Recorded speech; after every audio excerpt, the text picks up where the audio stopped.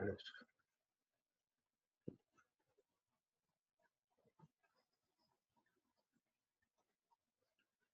Bueno, el día de hoy vamos a comenzar con el tema de diagrama de cuerpo libre, que es la forma de analizar las fuerzas aplicadas en cada elemento, o sobre todo en cada situación que vamos a ir viendo, ¿no?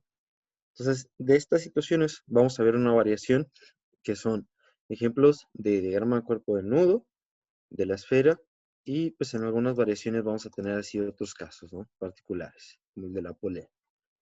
Déjenme nada más que pueda acomodar mi compu, que ya se me trabó toda, y ya comenzamos para poderlos ir viendo e irlos diseñando al mismo tiempo.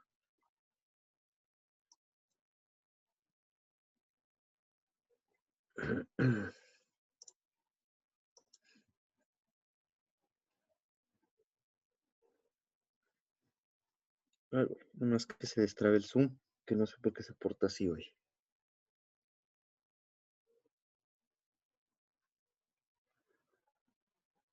A ver, ¿sí logran ver la pantalla que estoy compartiendo? ¿O se quedó trabado o qué onda? Está trabado. Ahí va, dame la chancita.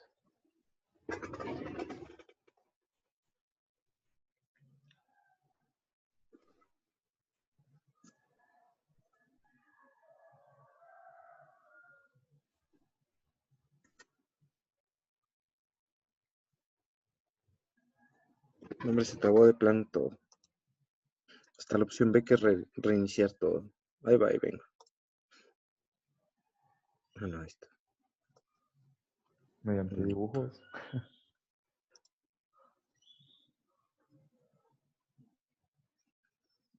Mm.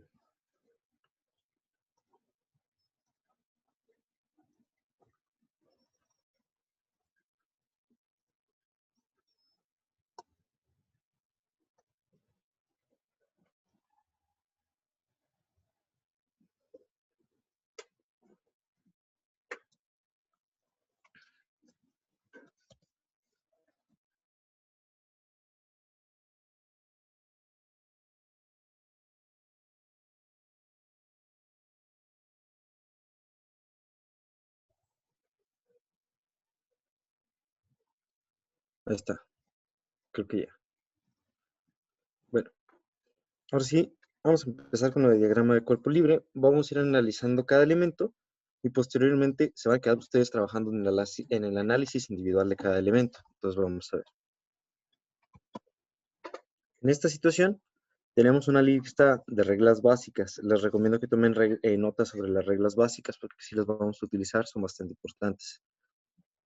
El diagrama de cuerpo libre consiste en aislar un cuerpo y graficar sobre él primero su peso y luego todas las fuerzas externas que actúan sobre él, lo que son las tensiones en caso de cuerdas, compresiones en caso de presión interna y reacciones en caso de vigas. Se debe tomar en cuenta lo siguiente. Primer paso, representar el peso siempre en forma vertical y hacia abajo, siempre de esta manera, donde su punto de aplicación será el centro geométrico del cuerpo si su masa es homogénea. Quiere decir que si tenemos un cuerpo de masa distribuida, que no tenga una masa caprichosa, vamos a poner siempre del centro de la masa hacia abajo, porque es hacia donde hay la fuerza de atracción de gravedad, lo que es el peso. Y el peso en realidad no es la cantidad de kilogramos o de libras que tiene un cuerpo, sino la cantidad de kilogramos o libras que es la masa multiplicada por la gravedad.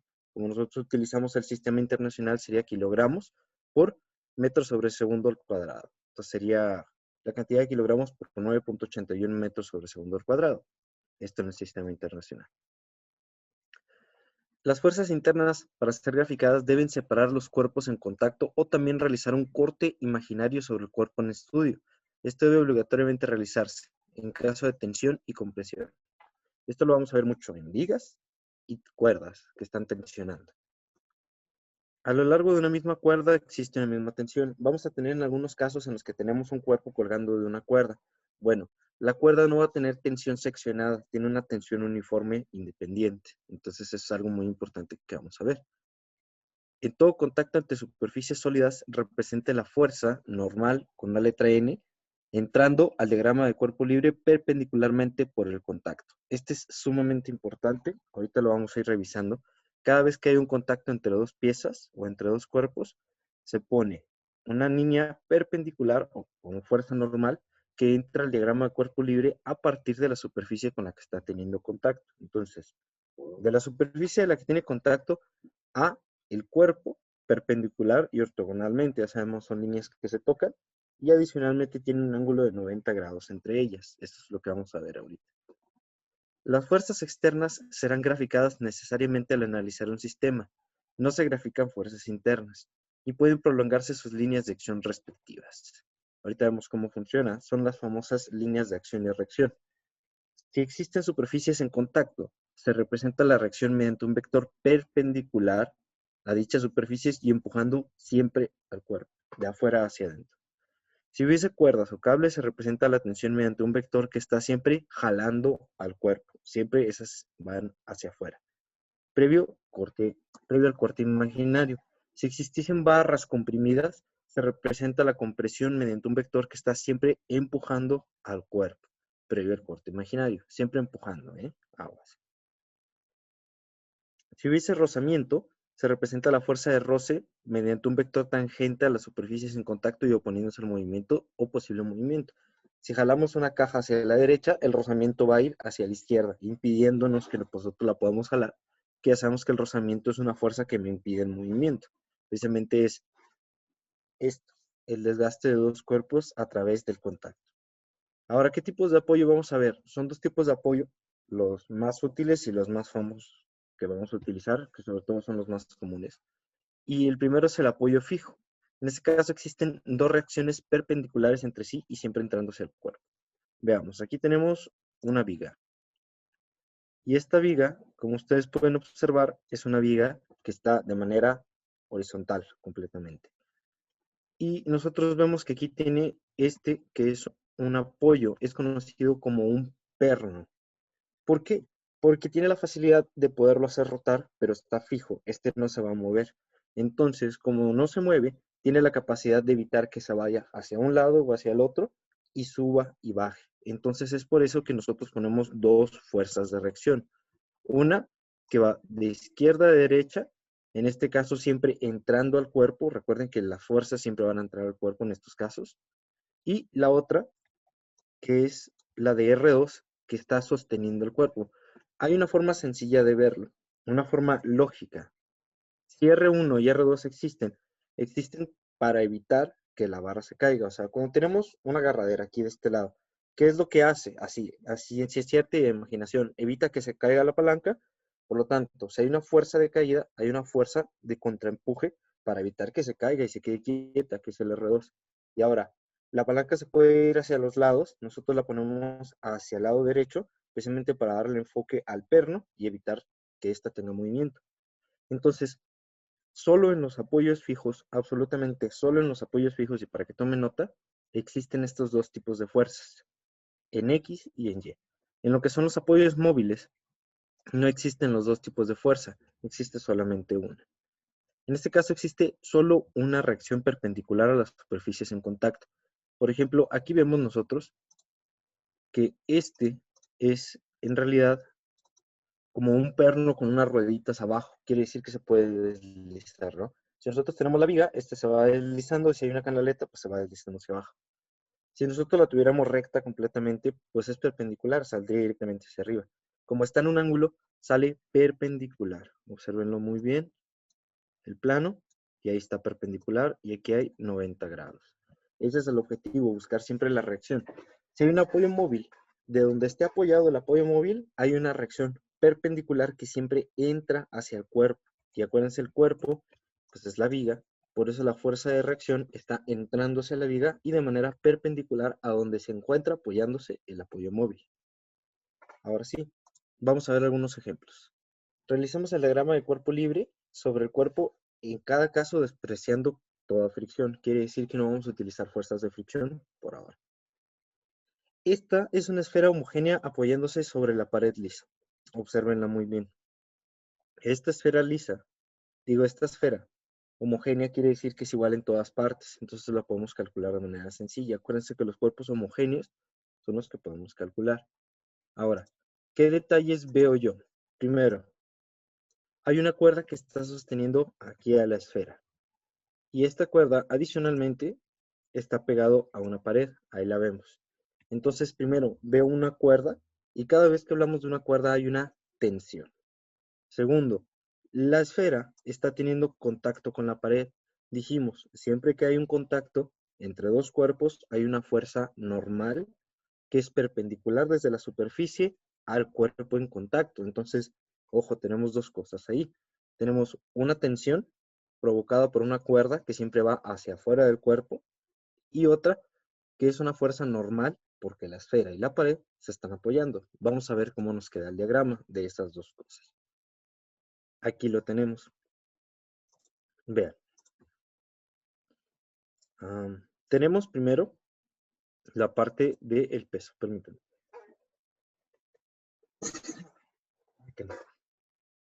Lo primero que siempre vamos a dibujar es el peso, ¿no? Y el peso se describe con la letra W de weight en inglés y siempre va del centro hacia abajo, siempre hacia abajo, porque ahí es donde hay la atracción del centro de gravedad. Luego, la fuerza de reacción, dijimos, es perpendicular siempre al plano en el que estés trabajando. Este plano es así, pues, lo pusieron perpendicular. Y si ustedes se fijan, aquí hay un cuadrito que representa los 90 grados para hablar de esa ortogonalidad. Entonces, me está diciendo que es perpendicular ortogonal. Entonces hay que tener mucho cuidado ahí. ¿Por qué? ¿Cómo lo indicó aquí? Pues sencillo, los dos cuerpos están en contacto, hay una reacción o una fuerza normal. Entonces tiene que ir hacia adentro del cuerpo, perpendicular a la superficie con la que está teniendo contacto. Y finalmente tenemos una tensión. Y pues esa tensión sabemos que siempre que hay una tensión va hacia afuera, con el sentido en donde va la cuerda. Entonces es así como funciona. Fíjense que aquí lo rompen, ¿no? Hace como una especie de ruptura, precisamente donde dice que hay que hacer cortes para analizar cada elemento individualmente. Pero pues en realidad esos cortes lo único que nos dicen es que pueden pertenecer a otro cuerpo o a otro sistema más complejo. Hasta aquí. ¿Alguna duda? Necesito que las pregunten porque se van a quedar chambeando solos. No. Bien. Vean. T es la tensión del cable, N es la reacción normal de la pared sobre la esfera y W es el peso de la esfera. Siempre primero el peso. Ahora, veamos. Tenemos ahora un bloque que se está deslizando por una superficie inclinada y esta superficie está en un ángulo y adicionalmente este bloque está jalado o está sostenido con una cuerda. Entonces vamos a identificar los elementos paso por paso. Primero, hay un ángulo. Bueno, al peso le vale gorro el ángulo. El peso siempre tiene que ir hacia abajo. Entonces obsérvenlo. El peso, que es este, es una flecha que siempre va hacia abajo. A lo mejor no lo pusieron aquí en la parte de acá abajo para no hacer acumuladero. Arriba teniendo un poquito más de espacio. Pero finalmente el vector va hacia abajo. Y a lo mejor aquí no puso W, nada más puso la fórmula que es masa por gravedad. Pero pues sabemos que es el peso. Tenemos una cuerda, pues entonces hay que dibujar la tensión, que es la tensión que está generando la cuerda, siempre del centro del cuerpo hacia afuera, hacia la dirección en donde esté la cuerda. Y fíjense que esta caja está teniendo contacto, está tocando a la superficie, por lo tanto también tenemos una fuerza de reacción y pues sabemos que la fuerza de reacción es perpendicular. Entonces, este es el cuerpo y pues hace una línea perpendicular que entra hacia nuestro objeto. Entonces podemos ver que es completamente perpendicular ortogonal y también me lo está marcando 90 grados. Bien. ¿Todo bien? ¿Todo bien con ese ejemplo? Sí. Va, siguiente. Cilindro. Véanlo. Este cilindro está teniendo contacto con dos paredes. Observemos bien primero qué está pasando. Tengo como cuerpo un cilindro. Entonces, busco qué cosas están afectando a ese cilindro. Bueno, el cilindro está en una esquina, por lo tanto está teniendo contacto con dos superficies. ¿Cuáles son esas dos superficies? La pared lateral y la pared en ángulo que le está ayudando a sostener la parte de la caída. Vamos a dibujarlas. Bien, primero, tengo una superficie aquí y otra superficie aquí. Y son los únicos puntos de contacto que tiene. Pero tiene dos puntos de contacto. Entonces, a cada punto de contacto le dibujamos una línea normal que tiene que ser perpendicular a las superficies. Por ejemplo, esta es perpendicular aquí, aquí está su primera línea normal, y esta es perpendicular aquí, aquí están sus dos líneas normales. Y efectivamente, miren, aquí vemos a N2 y a N1, que es la línea de contacto, porque son perpendiculares y siempre tienen que entrar al cuerpo. Y adicionalmente, pues me marca lo que es el peso, ¿no? Que es la masa por gravedad, y me dice que va hacia abajo. Ahora, nosotros considerábamos que de repente había una fuercita de más que se nos iba, ¿no? Por ejemplo, cuando hacíamos el juego de los dos lados de la cuerda, había 200 newton hacia un lado y había movimiento, porque había una fuerza y no se quedaban en cero. Bueno, aquí las reglas cambian. Cuando los cuerpos están estáticos, quiere decir que no tienen movimiento. La suma de todas las fuerzas es igual a cero. Entonces, lo que sucede es que vamos a tener vectores encontrados, ¿no? Por cada vector que vaya hacia la derecha, va a haber un vector o varios hacia la izquierda que sumen la misma cantidad de newtons. Por cada vector hacia arriba va a haber uno o más hacia abajo que sumen la misma cantidad de newton y por lo tanto puedan eliminarse, porque el objetivo es que siempre el resultado de la suma de las fuerzas en X y en Y dé igual a cero. Si no da igual a cero, hay movimiento. Si da igual a cero, hay equilibrio estático, que es lo que buscamos en los cuerpos. Observemos. Si yo descompongo los vectores de uno de los planos, voy a encontrar que efectivamente hay vectores encontrados. Por ejemplo, vamos a dibujar un planito cartesiano.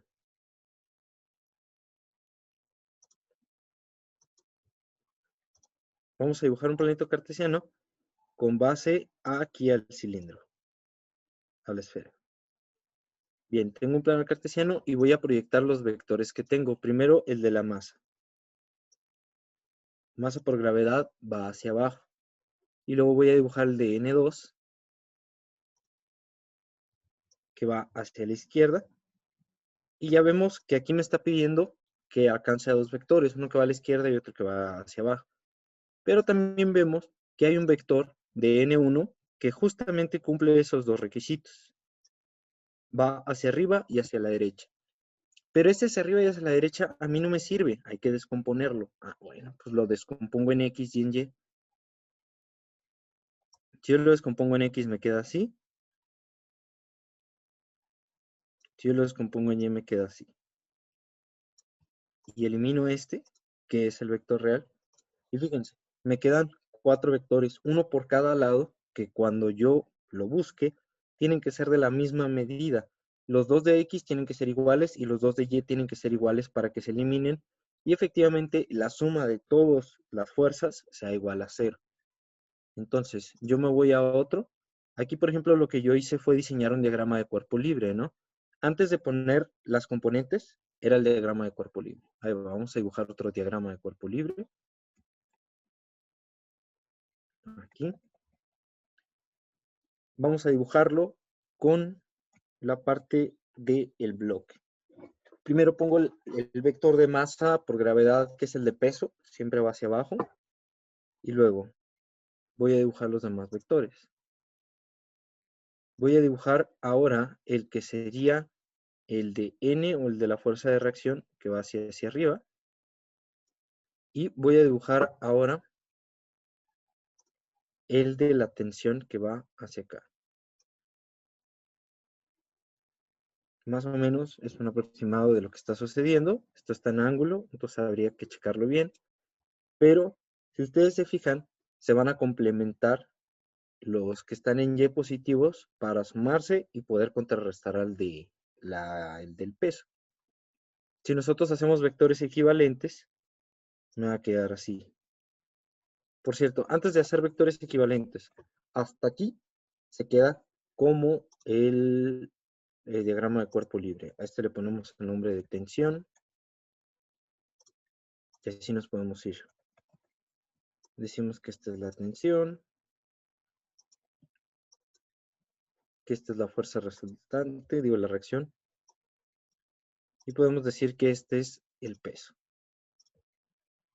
Entonces, esto es lo que vamos a estar haciendo. Vamos a diseñar el diagrama de cuerpo libre de cada uno de los ejercicios. Son 15 ejercicios. Nada más les muestro cómo cuando ya los descompongamos, vamos a tener un equilibrio de fuerzas que siempre nos van a dar igual a 0. Solo quiero que vean cómo es esta parte, que es el diagrama de cuerpo libre que vamos a diseñar. Aquí les regalo el del número 2, ya les regalé el del número 3. Ahora, les toca a ustedes